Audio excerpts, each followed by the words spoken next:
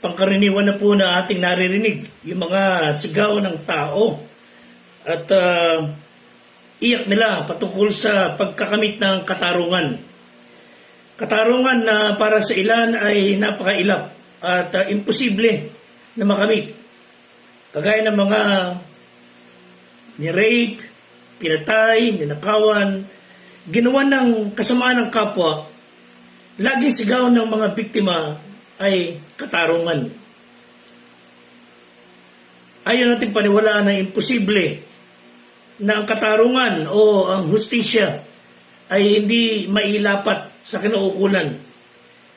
Ngunit sa tulong at awa ng Diyos, tayo po ay umaasa na even during our time at sa ating kasalukuyang pamahalaan, makasumpong ng tunay na hustisya ang kinauukulan. Narinig yung digmaan sa pagitan ng Israel at ng katunggaling bansa o mga tao na parehas na merong collateral damage and both are crying for justice. Pero kailangan itanong natin muna, karapat-dapat ba kung sino man ay magkamit ng katarungan bilang ganti sa gumawa ng kapisalaan o dapat lang talagang maparusahan ang sa kanila ay nagdulot ng perwisyo? Ano po ba ang bunga at ang punagdulo ng anumang usap?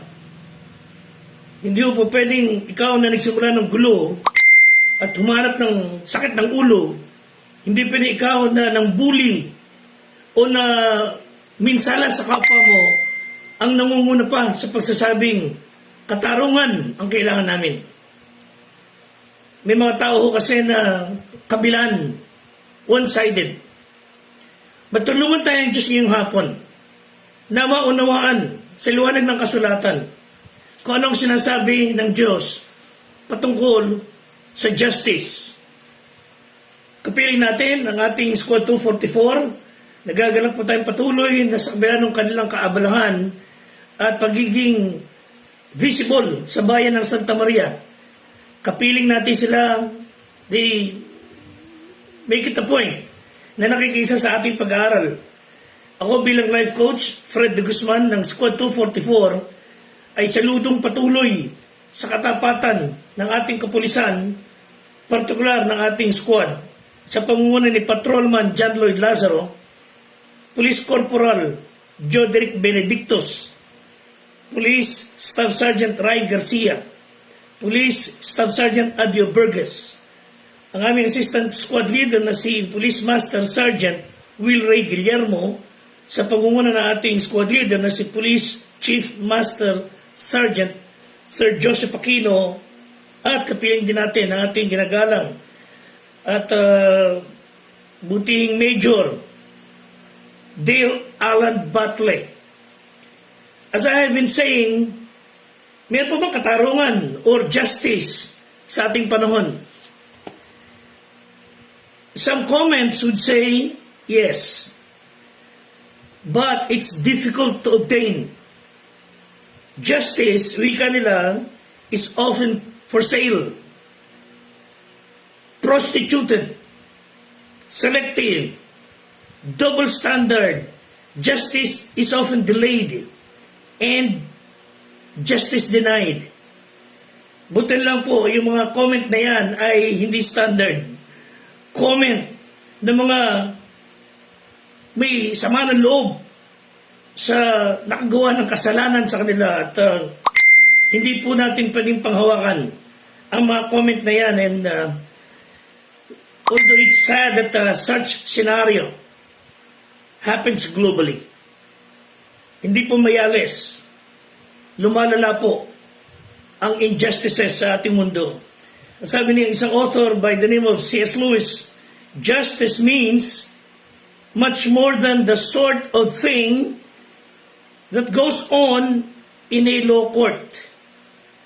It is the old name for everything we know that we should now call fairness. Sabi pa niya, it includes honesty, give and take, truthfulness, and keeping promises, and all that side of life. Nagyayari po ba yan?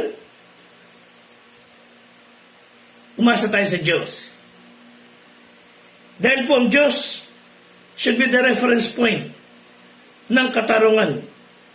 Sa bawat tunay na katarungan, sa bawat sosyedad, it should be God, should be the reference point. Kumbaga, true justice is one that is anchored on objective moral values na sigurado tayo will not change either on the basis of time or culture. And of course, ang Biblia, isang standard natin, hindi kailanman papabor sa ilan. God is no respecter of person. Wala siyang pinapaboran, kinakampihan, and then the rest will be mapapariwara lang, no? God is very fair. Ayon sa Ethical Doctrine Manual ng kapulisan, PNP members shall strive constantly to respect the rights of others so that they can fulfill their duties and exercise their rights as human beings, parents, children, citizens, workers, leaders, or in other capacities, and to see to it that others do likewise. Ibig sabihin, ang ating kapulisan, ang ginagara nating mga tagapagbantay ng ating buhay at ari-arian sa ating community ay magsisikap na patuloy na igagalang ang karapatan ng iba, ng lahat ng tao, upang magampanan nila ang kanilang tungkulin, magamit yung kanilang karapatan bilang tao, magamit yung kanilang mga kakayahan bilang magulang, anak, mamamayan, manggagawa, pinuno, o sa iba pang mga kakayahan at tiyakin ng mga pulis na ang iba ay gumagawa din ng gayon. So, guardian, para may pamuhay at may sa katuparan ang karapatang pantao.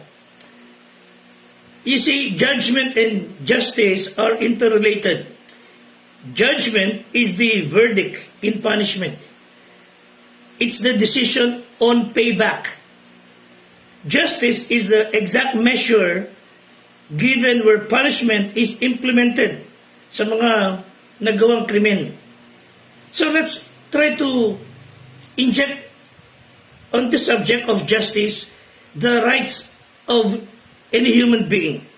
Mga karapatang pantao. Are we aware kung yung isinaad ng ating Miranda Doctrine na nakaukit sa Section 12 ng Bill of Rights ng 1987 Philippine Constitution?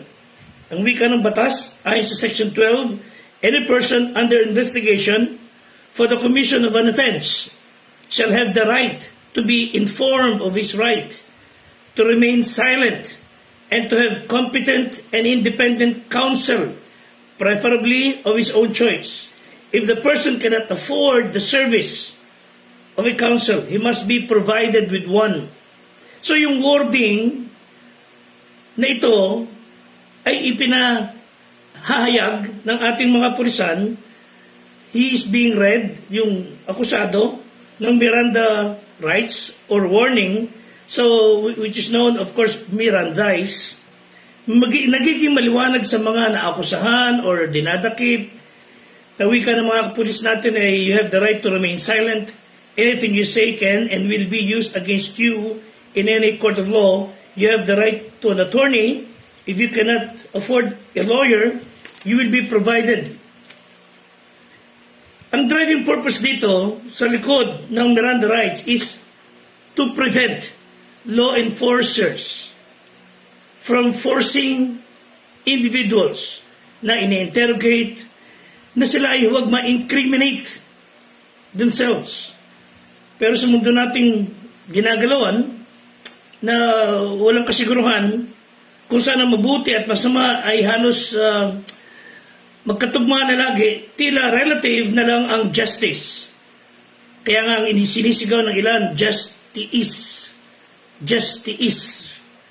So wika nila, lagi na lang ba tayong justice? How can and when are we going to have justice? So it remains in the level of our faith and confidence sa ating matuwid na Diyos. That God, in His sovereign will finally triumph over good and evil, and over any injuries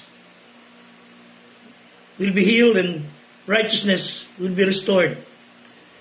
However, sa present PNP leadership, I personally believe justice can be served. Sabi ng Proverbs 28 verse 4 and 5, silang nagpapabaya sa kautusan ay nagsisipuri sa masama.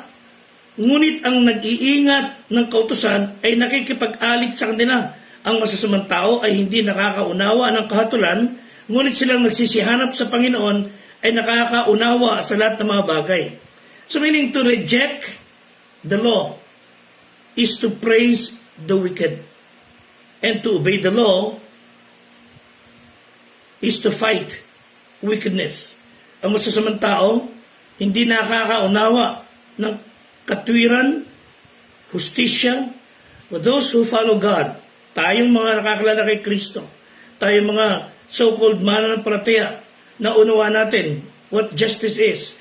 And the biblical justice is making sure that all members of the community have the access to resources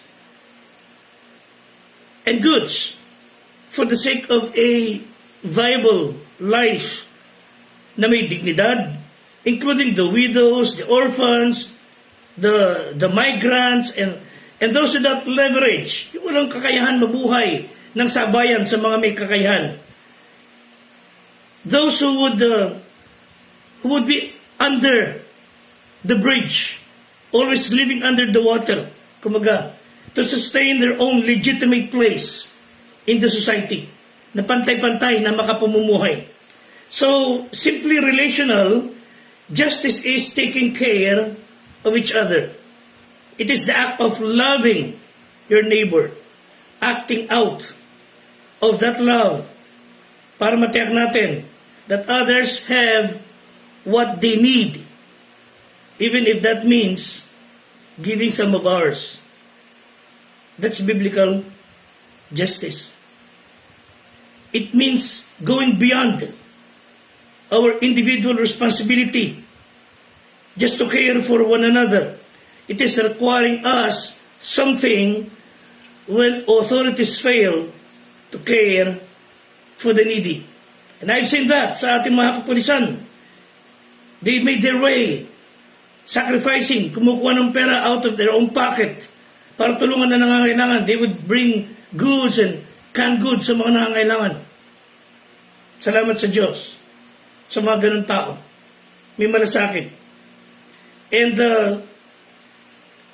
furthermore, sa pag-uusap ng karapatang pantao ay sa United Nations Universal Declaration of Human Rights, among the 30 na karapatan ng tao globally include the right to life and liberty, freedom from slavery and torture, freedom of opinion and expression, the right to work and education, right to equality before the law, freedom from arbitrary arrest and exile, right to fair public hearing, right to be considered innocent until proven guilty, right to own property, freedom of belief and religion.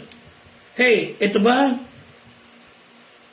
Naiintindi ba ito o iniintindi pa ito ng namemerwisyo ngayon sa dako ng Gaza, ng Israel? And mind you, as far as I know, Israel, pinabayaan na niya ang Gaza sa mga nakatira doon. And yet, some rascals would blame Israel Dahil di umano pinasabugan daw yung hospital, schools, of course collateral damage will always be present. Pag namerwisyo ka ng kapwa mo and then they would retaliate. Huwag kang magngakak dyan dahil namerwisyo ka ng kapwa at binalikan ka, tiyak na may nadadamay.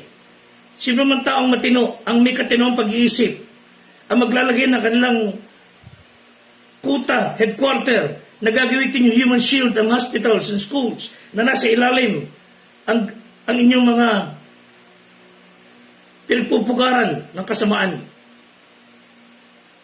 Mambubuli tayo ng kapwa nyo pagka pinatulang ka, pagtatago ka sa palda ng mga nataong bayan.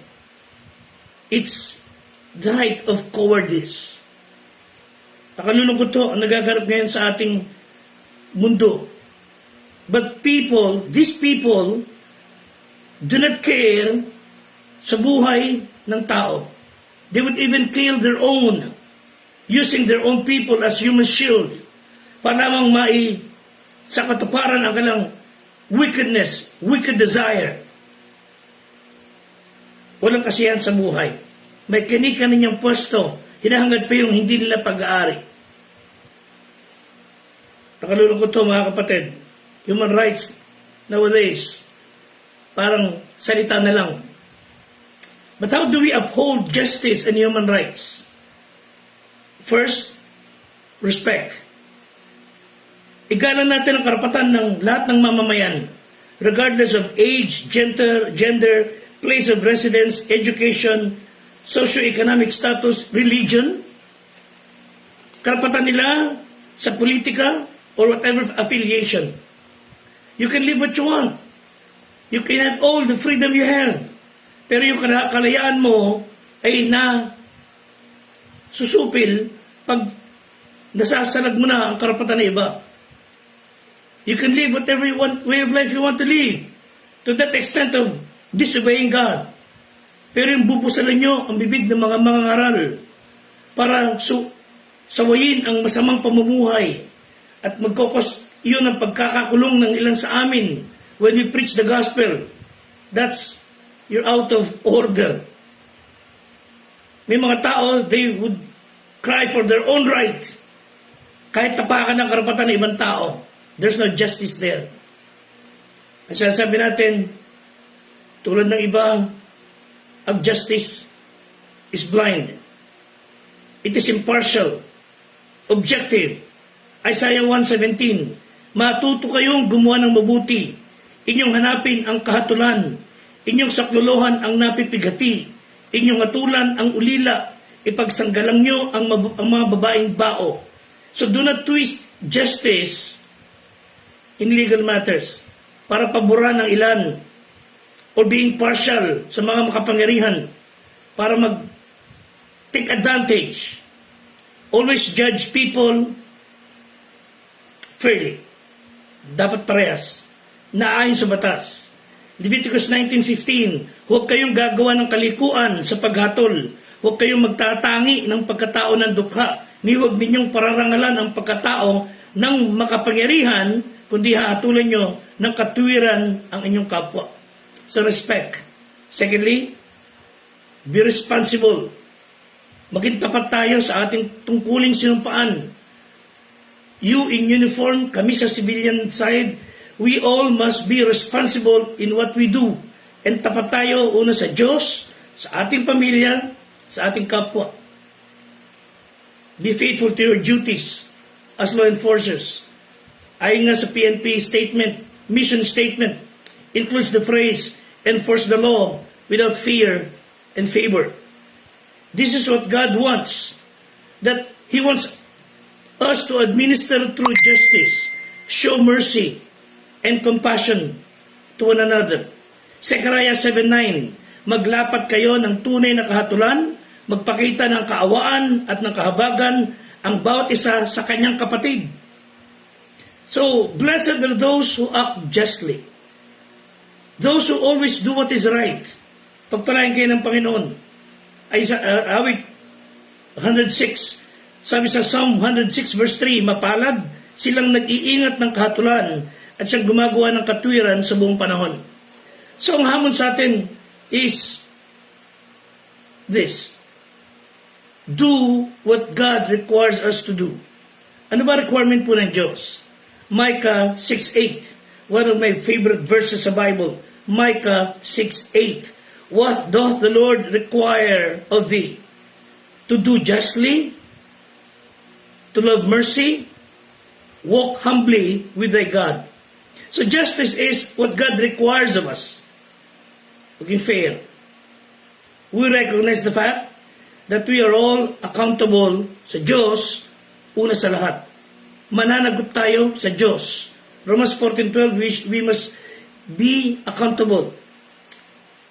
Na lahat tayo, mga kapatid, should do all things based on justice.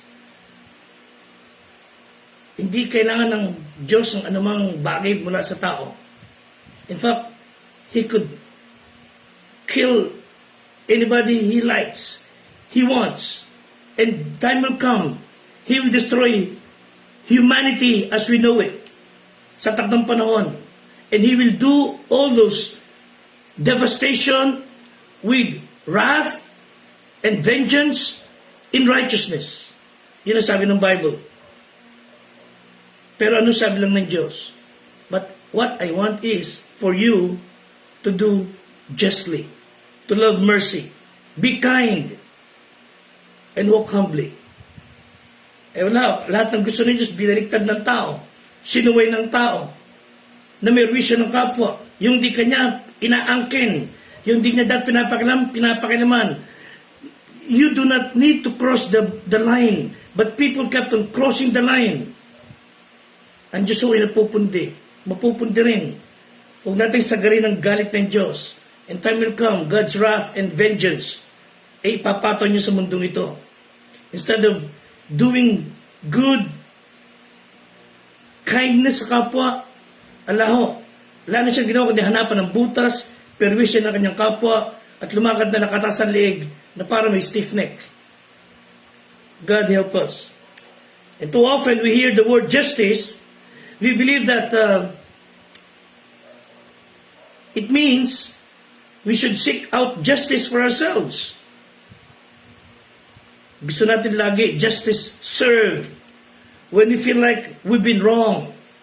We want justice served when we feel like we deserve something more than what were given to us.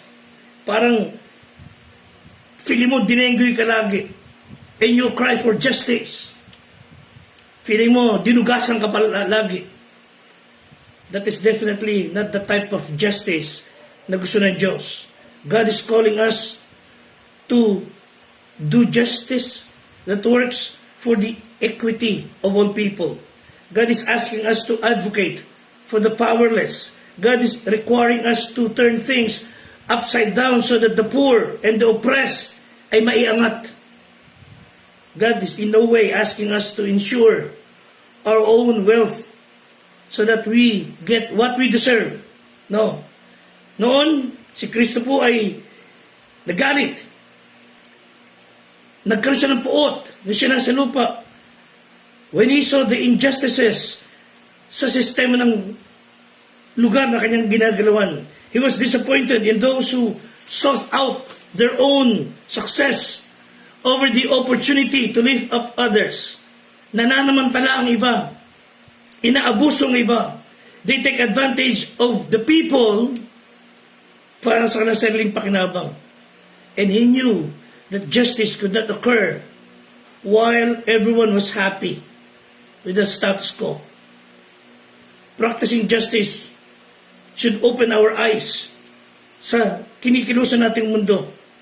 It's seeing the disparity between the poor and those with economic privilege.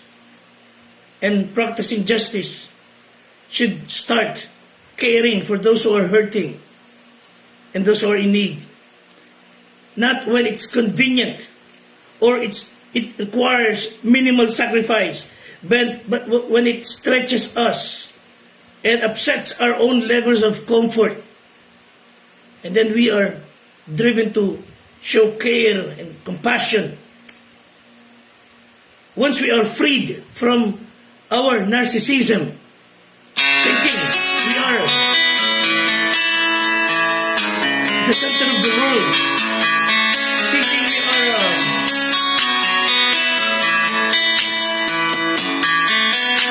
deserving of what we lack once we are free sa pagiging makasarili. And the thing that we said we deserve our right and dignity, then we can finally live and act with justice and truth. So tulungan ka ng Diyos, mga kapatid, na matuto, na mabuhay fairly. Justice cannot be for one side alone. Justice should be for all. Maging fair. No man is above the law. And no man is below the law. Ayon kay Cornel West, never forget that justice is what love looks like in public. So may God help us. Napakailap,